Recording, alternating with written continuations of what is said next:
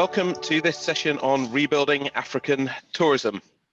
I'm David Goodyer. I'm the head of Tourism Economics EMEA, which is part of Oxford Economics Group.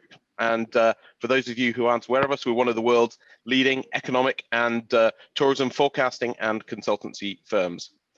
I'm joined today, albeit remotely, from our various places around the continent and beyond, by a group of expert panelists who bring together a wide range of perspectives on tourism and economic development across Africa. So together, we'd like to discuss the extent to which African tourism has been affected by the coronavirus pandemic, first off, and how this will recover both in the short term and in the longer run, looking at some of the longer run growth opportunities. So this great panel includes firstly, Francois Conradi, who's the lead political economist at NKC African Economics. This is the sister company to ourselves within Oxford Economics. We have Yolanda Malonzi, who is the senior analyst of government affairs and public policy for Google.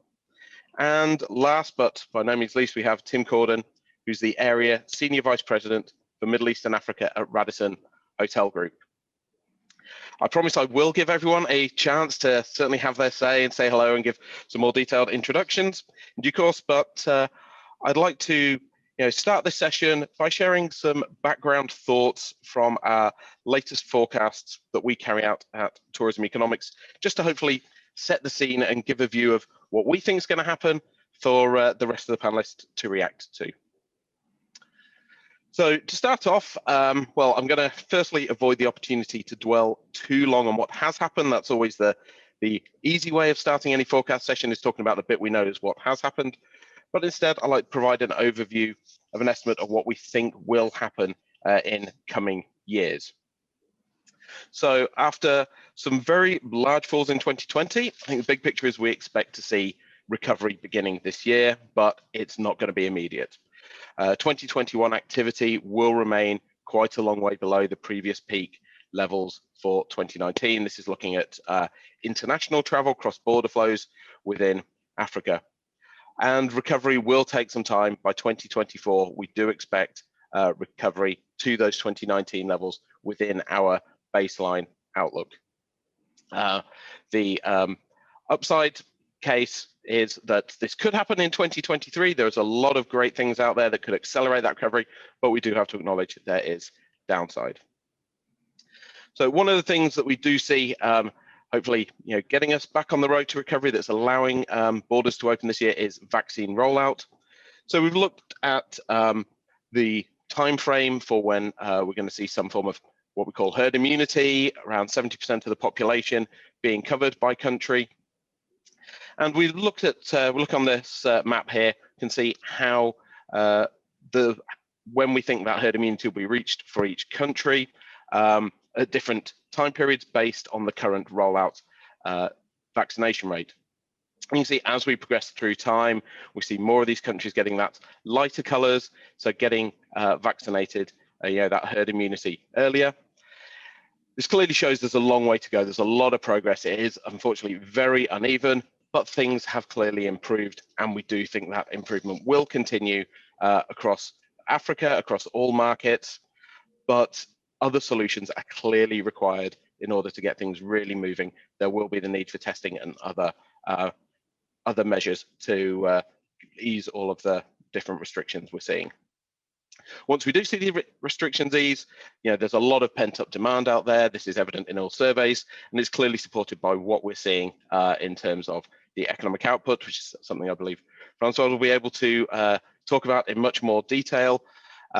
We see GDP across Africa recovering to pre-pandemic levels by next year. There is uncertainty out there around that, but still all indicators point to recovery, a return to long-run growth, which will support travel demand and that continued long-run growth and that opportunity. A couple more specific factors to go into before getting into the discussion. Just want to touch on how we're seeing that segment mix will affect specific destination performance. We haven't talked about international recovery already. We can see that we expect domestic travel demand to come back sooner, on average by 2022 rather than by 2024. For the international demand, that's going to affect destinations based on their reliance on those different segments, on internal market sizes and mixes. Plus, purpose of travel will also differ. Business travel will lag leisure travel coming back later. We do expect business travel to return. As great as all these virtual sessions are, there is no replacement for actually meeting someone in person and carrying out business and building relationships in that way. But leisure travel will be coming back sooner. So bringing all these factors in together, just to flash up some of the numbers that we're seeing in terms of recovery across some of the larger travel markets across the region. You can see that for Africa, on average, we expect 2022 to be the year for recovery in terms of regaining 2019 levels before growth is able to really push it beyond that. That varies across different markets depending on the reliance on international demand, domestic demand. Tunisia and Nigeria really stand out for having some very differing trends in our forecast view. But then there are obviously other factors in there, including the purpose of travel, plus some other sentiment factors which may also be impacting on some of the trends we're seeing in South Africa. So let me not dwell any longer on these details. Instead, I'll pass over to the experts we've got gathered here to talk about some of these details. So if we can start off looking up in the top left as I see it. So Francois Conradi, who is the lead political economist at NKC African Economics. So this is the company in the Oxford Economics Group with an Africa focus. So Francois, you are also based in Cape Town, so you are much more aware of the local situation than I am, sitting outside the region. So can you just give us a relatively quick summary of some of the key factors behind why we think there is this economic growth that could drive tourism demand? Firstly, in that short run focus, but also give an overview of the longer run outlook for investment in new infrastructure. So how much is this continuing and will this support future growth? So I was saying that the way we see it, the economics of tourism haven't changed that much, in the sense that if you want to call it the total demand in monetary terms of people, the amounts that people collectively are willing to spend on tourism remain pretty much unchanged. You know, obviously some families have taken a hit to their living standards because of what's happened in the pandemic. But overall, when thinking about tourism modeling, we've been paying a lot more attention to the regulatory side of things. So which countries are restricting travel from which other countries, and then looking at splits of where tourists typically come from and where they go and what's possible at different times of year and so on, which is obviously a very complicated business and one that changes week to week. Every so often, every few days, it feels like you have a new announcement. This morning we saw that the Moroccans had closed their borders to flights from Spain and France. Then you got to go look again at everything you've done. So I want to say that the economics, perhaps in dollar and cents terms, is less important at the moment than rules. And I've had a bit of a dramatic illustration of that 2 weekends ago, which was a long weekend in South Africa. And I've never seen so many cars on the road. So obviously this sort of pent up, not only some money saved from the way that people lived in lockdown, but also this thirst to get out of the house a bit, does drive domestic tourism in this year when South Africans can't travel to very many countries. And then you talked about investments. So that is a key thing and a key concern, I think, over the next, taking the longer term view, looking out maybe the next decade, is the way that governments that are already heavily indebted have now had to take on a lot of fresh debt to deal with the consequences of pandemic, both in health terms and then to finance stimulus packages to deal with the economic fallouts of the thing. So in future years, debt service costs and their recurrent spending is going to crowd out their capacity to spend on productive infrastructure like roads and airport upgrades and the sorts of thing that could make a difference to the numbers of tourists they attract. So that's another area, one of many, in which over-indebted governments in Africa mean that long-term growth is going to be below potential. Yeah. Thank you for that overview. It seems, I guess, a relatively gloomy view that you're painting in terms of that debt concern. Would you say that's a fair summary? Do you say that the risks are balanced to the downside, or is there any clearer upside out there as well? There are two areas or three areas or three dynamics that I think make this less pessimistic than an outright gloomy view. Look, a lot of debt's a lot of debt, and it's always trouble. But firstly, rates are low, so that's good. So debt service costs are less onerous than they were in the 80s and 90s. Secondly, there is a willingness on the part of bilateral and multilateral creditors to talk about restructuring and service holidays. Less enthusiasm for that on the part of the investment banks, which is natural. But at least there are these conversations going under the G20 and Paris Club. These conversations are taking place, and there is a willingness on the part of our creditors to discuss changing terms. And then what's much more exciting from the point of view of business and investment is the potential for public-private partnerships to take up some of the slack and to come up with innovative solutions to upgrade infrastructure by means of consortiums of interested commercial parties in cases where governments are no longer in a position to spend this on capital spending. Yeah, thank you for that summary, Francois. Now, if I can turn to Yolanda Malonzi, who is the Government Affairs and Public Policy Senior Analyst at Google South Africa. She is responsible there for government relations and partnerships in South Africa. So can you outline some of the ways in which governments and destinations can ensure they remain relevant while travel is restricted?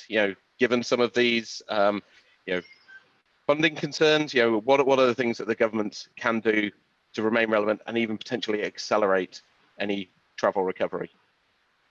Thank you so much, David. I think I want to start off by what COVID-19 has also taught us, that this digital is definitely important. We saw with COVID-19 school closures, learners learning online, working from home, and this really is the same for the tourism sector in terms of how do we think about leveraging digital platforms in keeping various tourism destinations top of mind for travelers as restrictions are still in play. So as Google, we've been thinking quite deeply in terms of how do we work with destination marketing organizations, so DMOs for short, in building a recovery strategy ahead of the time, right? So we've been partnering in South Africa, for example, with South African tourism. I know in Kenya, we're doing work there with the tourism body. The same goes for Nigeria.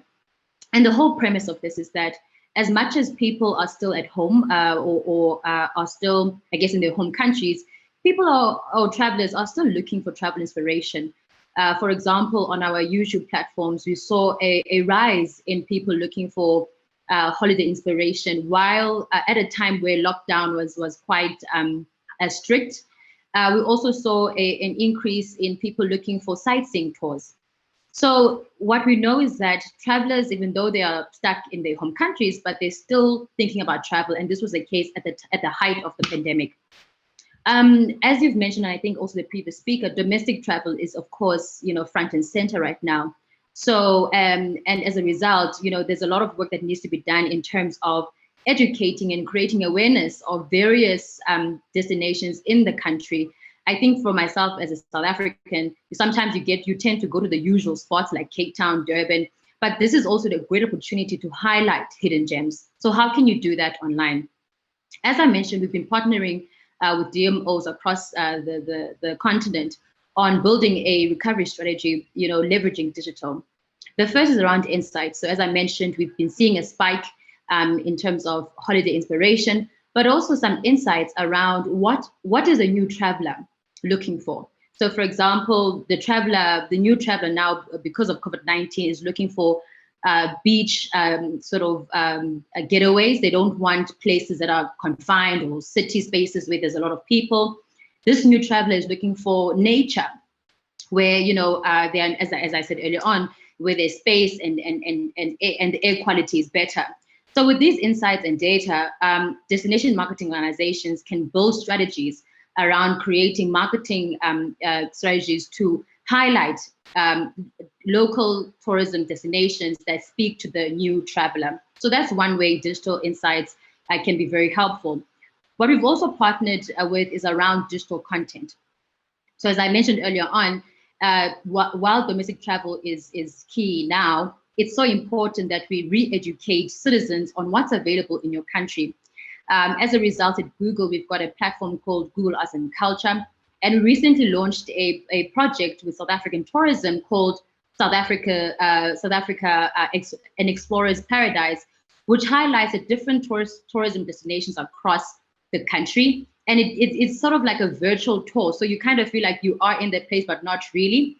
And this content is so important because it gives the traveler, even while they're at home, the sense of being connected to your destination. And then for the local person, it gives them some tips in terms of exploring their country. So I would definitely recommend DMOs to put out content, really promoting your country to your citizens. The third thing that we've found to be quite important is, of course, supporting SMBs. As you know, the tourism sector definitely has a lot of small businesses, whether it's the B&B or the restaurants. And it's important for us to not forget this sector that has, really been left out and suffered due to the pandemic. And what we've done is that we are trying to figure out ways to train the SMB sector to use the digital space to attract new customers or travelers as countries reopen. So we're partnering, with various organizations to carry out digital skills training for small businesses. And then on the last part is around products, right? So how can DMOs use products like Google Maps or YouTube to create more awareness on their destinations? So in a nutshell, I think the COVID-19 pandemic has definitely showed us that digital is critical to recovery. And the great thing about digital, for the most part, is that it's accessible and it's free. And as Google, we are eager and open to partnering with countries across the region on recovery in the tourism sector.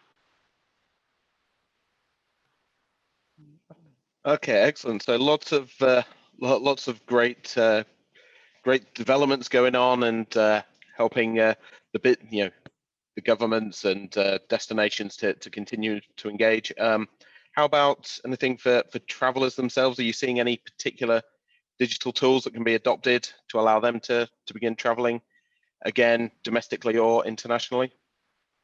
So I think what we've noticed, is that a lot of travelers are searching for information in terms of, is X place open? What are the curfew times? And I think what we're trying to do as Google mostly is to try and provide accurate information pertaining to that.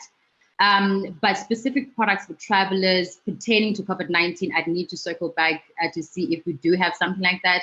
But I think for us, really, during the COVID-19 period, it's always been about providing accurate information. And the way we've been doing that is, again, partnering with governments through an ad grants program where, we highlight accurate information pertaining to travel or regulations, and you'll see this as part of the first search results when you search on Google. So I think for us, that has been the key focus, so providing quality information for travelers. Okay, excellent. Thank you very much for that, Yolanda. So now can I bring in Tim Corden, who is the Area Senior Vice President for Middle East and Africa for Radisson Hotel Group, as mentioned right at the start.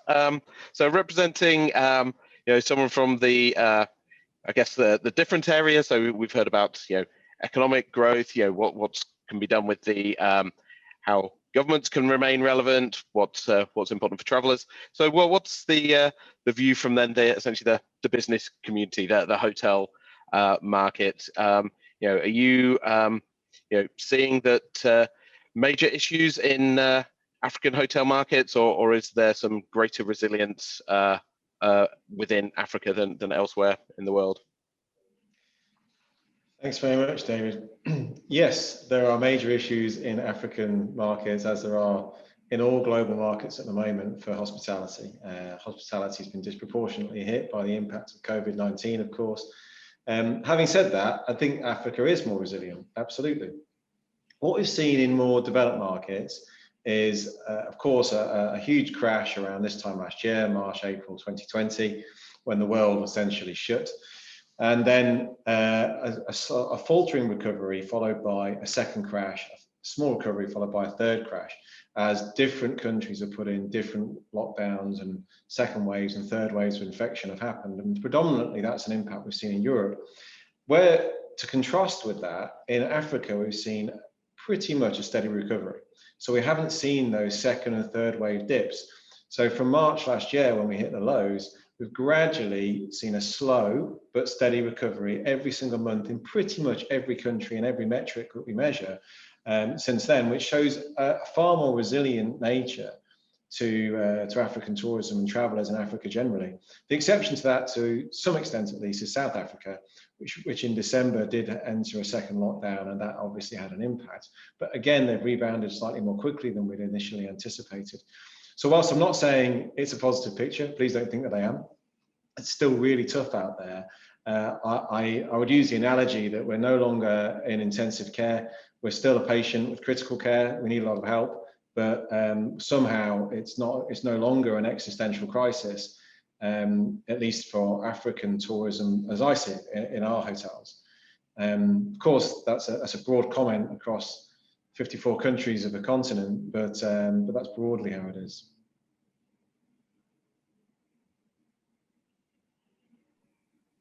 Sorry, yeah, falling foul. Yeah, falling foul of my the usual issues there, I'm afraid. So can you also touch on anything about any measures that you're putting in place to raise confidence among travellers to get people back travelling? Is it only really domestic that we're seeing? Yeah, I mean, part of my job obviously is to promote Radisson Hotel Group, and I think we've done a great job. We've partnered with a company called SGS, who have put some really clear hygiene protocols in place. But beyond that, I'd say the industry's done a good job. Pretty much every brand and every hotel company has come up with a sensible level of precautions and hygiene protocols that are externally audited, and customers can feel safe about traveling in branded hotels pretty much anywhere in the world, but particularly in Africa. What I think isn't yet in place is the mechanism to bring that latent or pent-up demand into the countries from an international point of view. And until we have a sensible proposal that governments can agree to, it's going to be difficult to see how that can change. And the WTTC have done some great work on this. They propose a digital passport, which would allow people to travel internationally. And on that digital passport, there would be, you can either be tested and a negative COVID-19 test or vaccinated. So it's an either or situation. I think they've got a sensible proposal which would allow us to start unlocking international travel, particularly with a focus on Africa, because the vaccination rates in Africa are lagging behind developed markets. That's definitely a problem that we're going to have to face. So we can't make vaccination the prerequisite to travel, in my view, if we're talking about African tourism. It has to be other solutions. And that's why I think the WTTC model of a test or vaccine is quite a sustainable model for African governments. Yeah, it's a great point, and certainly, certainly something I would agree with, and I think was something I tried to point out, with the initial chart, saying, the vaccine rate is slow. If we want to get moving, we do need other measures, digital passes. There's a few things out there. Really interested to see how this is coming out. If I can just so open question. I don't know who wants to pick up on this. To what extent do you see action in this area being required by, is it by travelers, businesses, DMOs, or is it governments? Where do we think the responsibility really lies in terms of taking action to get travel moving again? I don't know who wants to. I'm not on mute. I mean, the thing I'd say is what we've seen, and there are many examples of this, but we can point to one close to home in the UAE, Middle East, when Dubai opened its doors to travel. In July, actually, of 2020, almost nothing happened until the source markets also opened their doors. And then at the end of last year, when Europe was allowed to travel to Dubai, all the hotels in Dubai were immediately full. So there's clearly a real desire to get out and travel. But it's impossible to do so if you don't know you're going to be allowed into the country. You don't know if you're going to get stuck there because the regulations in your home country change whilst you're out of your country, and you're not sure of the safety whilst you travel. So those are the things that we have to tackle. And for me, there's only really governmental organizations that can change those regulations and agree how we overcome those problems. I think what's been really interesting for me watching vaccine progress in Africa is how the Moroccans have just gone way ahead everyone. Sorry, Seychelles first, but they've got a very small population, and then Morocco, which was interesting. And that was just, I think, partly because decision making is so centralized in Morocco. Not partly because that's why. That's the reason. I mean, there aren't a whole lot of people to serve it on the other hand, and so on. And the government just goes on and moves ahead with us. But I do think that the sort of pessimistic timelines that you had there, Dave, for when we're going to have herd immunity in most countries are accurate. Things are moving very slowly, but I do think that over time, as we see the rest of the world sort of moving ahead and people returning to a level of normality that we're not allowed yet, there is going to be more pressure on governments from, and I think particularly this is in a lot of cases going to come from unions of health workers, to put organized pressure on governments to take the necessary steps to firstly relieve pressure on health systems, which are extremely stretched, and then to just to take public health steps that are in the public interest.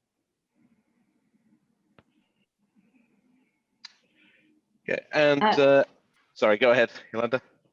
No, I just had one thing to say, and I mean, I really think, because we are where we are right now, it's also important for us, to focus on where can we win the battles, right? So for me, it feels like domestic travel at the moment is where we can capitalize. So, I really think countries right now need to raise awareness, restore confidence with their own citizens to inject the much needed activity on tourism. I understand, of course, most of the revenue comes from international travelers, but I think there needs to be a strategy for local countries. And from a South Africa point of view, I know, there is a recovery plan for the tourism sector specifically, and one of the key anchors there is domestic travel. So I really do think as countries think about reopening and we try to solve the bigger issue around international travel, how can we maximize on the opportunity that exists now around domestic travel? And I think, that responsibility is sort of, because you did ask, is it government, is it business, is it what? I think it's really a joint effort, to be honest with you, because no one has ever experienced something like this. So I think as many heads as we have around the table, the better. Yeah, I would definitely agree with that. And yeah, certainly something we're seeing, that community, approach, destinations, DMOs, trying to bring all the different stakeholders together, certainly a key thing within countries. I guess then the next question would be, if we're dealing with domestic travel first, is should governments be thinking about this independently? Is there any degree of kind of government coordination that should be taking place? Are you seeing any cooperation between countries to firstly get domestic traveling, and then would regional travel be the next step? Yeah, I mean, it's a very, very clear that domestic travels come back first. I mean, that's essentially what we're relying on at the moment. And beyond that, inter-regional travel. Like West Africa is a good example. There's quite a lot of movement now between Senegal, Côte d'Ivoire, and so on, as business necessity sort of takes over a little bit, and they're much more resilient to, or at least the trend we've seen is it's much more resilient than some of the more developed markets. But I do think there's currently a bit of a lack of coordinated thinking at government, both regional and international level, and I agree with Yolanda that everybody should have a voice on this, but eventually there needs to be a coordinated response. So there has to be some kind of agreement that either we do mass testing, or it's vaccination and test, or something to get things moving again, because domestic can only take us so far. It's great at the moment. It's a fantastic short-term strategy, and it really favors hotels that have got facilities, or destinations actually, that have got facilities that are interesting to the domestic market. But there's been, over the years, huge 10 times scale investment in city centre, corporate type hotels and facilities, convention centres and airports, compared to resort destinations. So those urban conurbations that rely more on corporate travellers also need to be considered, and they can't really be expected to survive on the level of domestic tourism that we see today. It's quite an interesting thing that I thought of, Dave, when you mentioned that, when you said at the beginning that you see business travel coming back later than leisure travel, like the psychology of that, because every company has now saved a lot of money on travel last year, and now maybe got used to a bit of extra cash in the bank. It's going to be interesting to see which companies start sending their people off to conferences first, and why. And obviously there's a gravity effect, because if you one of a tenth of the people in your industry to send someone off, it's not worth it, right? It's like there's got to be other people to meet and so on. So that's going to be, I think, a very uneven and lumpy return to normal there in that area. And then, of course, there are some destinations are much more dependent on that sort of business and conference travel than others. Yeah. We've seen business travel come back exactly as you're saying, Francois. So born out of necessity, oil workers, for example, because that's not an industry you can do remotely very easily. So protocols around how they get onto the rigs or work offshore and so on have been critical. But then a CEO I was talking to on another discussion recently said to me, business travel will start back the first time somebody loses a piece of business because one of their competitors did travel. And I think that's absolutely right. As soon as somebody starts to lose a bit of market share or miss out on a commercial opportunity because someone else went to see the client, then I think things will change pretty quickly.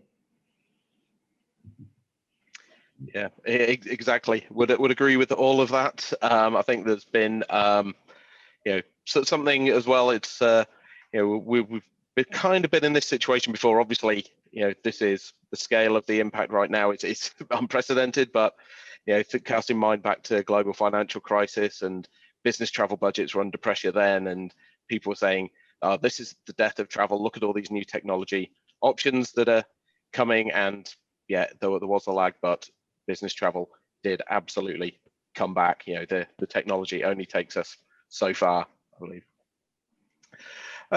Can I ask as well another question? So take each of you in turn. I think this is something we've touched on. I think you've each touched on a little. Can you just give any examples of where you have seen successes, in the region or beyond, and then give an overview which countries or regions within Africa you expect to recover quickest. Tim, I know you can maybe use the graphic of your map behind you. I'm clearly jealous. You've got me beaten on the maps, but if you could just give an overview of what you think is going to happen on a regional basis within Africa. Sure, I can try. I feel like a weatherman. I should also point out to everybody that this isn't my living room or anything. I'm in the office, but it is a useful map. We've seen most resilience in West Africa, as I mentioned earlier, if you fly from where I'm from, Dubai, you fly from the Middle East into West Africa, the flight's pretty empty. But when you travel regionally in between those hubs, they're pretty full, and our hotel occupancies bear that out. Nigeria has also been extremely robust for us. It's a wealthy country, big economy, and things have to keep moving there. So in 2020, Nigeria almost for us didn't have any impact at all versus 2019. It's a bit of an aberration, but it was a strong performance. However, that's not the case in East Africa broadly, where the lockdowns have been tighter and regulations have been much tougher. So, and also the domestic market is not so large. So it's been a more difficult picture there. I'd highlight Kigali in particular. They've got a wonderful convention centre there, but the city thrives on that. And of course, conventions are difficult right now. And also South Africa, I think, has got more of a challenge because there's a lot of supply in South Africa, a lot of hotels, a lot of different options for people to use. And the domestic market, whilst it's significant, is not anywhere near large enough to fill that capacity. So South Africa's challenge is more about how do we bring back international tourism. It's got a fantastic opportunity there because ecotourism, as Yolanda was mentioning earlier, is a growing trend. It's accelerated by COVID-19. People are desperate to go out on safari and see what nature has to offer. South Africa is a wonderful place to do that. But until you can safely travel there, it's tough to see how that's going to happen.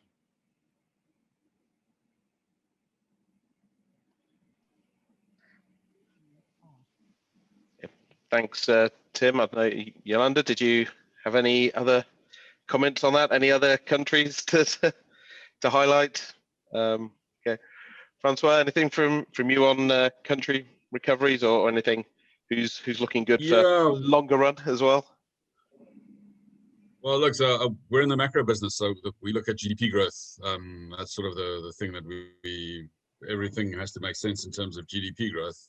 So it might be sort of misleading as a metric for overall economic health because the countries that we're forecasting the biggest growth numbers for in 2021 are the ones that took the biggest hit last year. So it's just on the base effect. So it's the countries that were hit by lower commodity prices in 2020. So Botswana is one of them. Mauritius, because of tourism, took a big hit last year, and we're forecasting double-digit growth this year. Algeria is looking solid, but those are misleading. That's just because they had a really terrible year last year. And in cases like Algeria and Botswana, for instance, that sort of very volatile growth is a sign of economic concentration that isn't really healthy. In terms of solid, diversified growth, it's the West Africans that Tim mentioned, Cote d'Ivoire and Senegal. In East Africa, Kenya, we used to like Ethiopia a lot, but then, I mean, the political troubles they had from August showed some very serious structural problems that come from the way the country was governed for a long time, and might take some time to sort out. And then in North Africa, it's Morocco, where there's a sort of a happy confluence of circumstances. So they're doing well on health policy, and services are coming back, but also they're expecting a huge harvest thanks to good rains, and that's just going to help the primary sector, and then a lot of households make their money out of that. So in a year in Morocco, when you have a good harvest, consumption spending is also pretty good. So those are the countries that we're seeing solid growth in this year. Okay, great. And any would there be any sort of standouts that you think to markets for the future? We're seeing increased investment that's going to reap rewards a few years down the line for in general or for tourism in particular. Yeah. So Ethiopia, if so, it's still very uncertain. I mean, there's still violence every day, but if they can, by some sort of maybe a reversion to the federal model in some way, bring back investments. It's a massive market, over 100 million people. The government has been very good with infrastructure development there, setting up dams for power generation, setting up roads for farmers to bring their produce to market. Ethiopia is a country with massive potential. If it can just achieve stability, then that'll be good. Senegal, generally, they also had some political troubles in March this month, but overall, it's got a lot of potential and a lot of intelligent investment in logistics and increasing yields in agriculture, which in the long term are a very good thing. Cote d'Ivoire, similar, also very business-friendly policy direction. And fast growers generally, because they are still poor countries in income per head terms. So growth is fast, and then people, there's also that sort of that classic demographic dividend of people moving to cities and having smaller families that is starting to play a role in these countries in particular, which, if governments put things in place for employment to keep up, then it'll be good for everyone. And like economic health, you get it like a boom, a generational boom of 20 to 30 years. Yeah, absolutely. I think that is then probably borne out in some of our longer range forecasts that we have. There is still, I think, huge potential that we're looking at from a wide range of African markets, coming from some of those actions you mentioned, plus some of the infrastructure improvement and greater physical connectivity has been something we've been looking to really get African travel market moving, and key to some longer run growth, something we've been looking at for some time. Now, Yolanda, is there something that we're missing there? Is digital growth something that could also help? Are there any particular markets that are doing any great things in terms of digital development or digital marketing, improving their connectivity in that way rather than just in physical terms?